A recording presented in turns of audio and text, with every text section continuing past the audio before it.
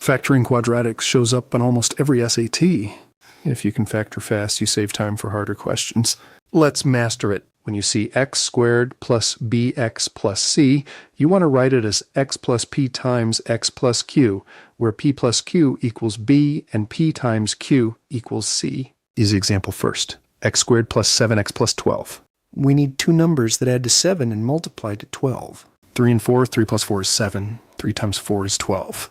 So it factors as x plus 3 times x plus 4. Medium example, x squared minus 5x plus 6. Now we need numbers that add to negative 5 and multiply to positive 6. Both must be negative. Negative 2 and negative 3. They add to negative 5. They multiply to positive 6. So x minus 2 times x minus 3. Hard example, 2x squared plus 5x minus 3.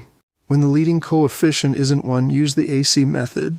A times c equals 2 times negative 3 equals negative 6. Find two numbers that multiply to negative 6 and add to 5.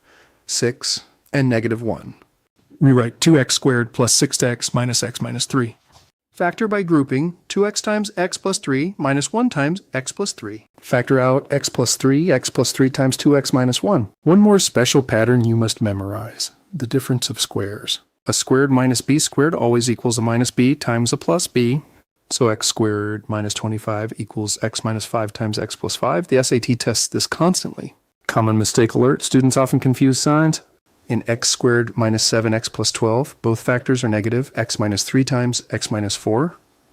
Not x plus 3 times x minus 4.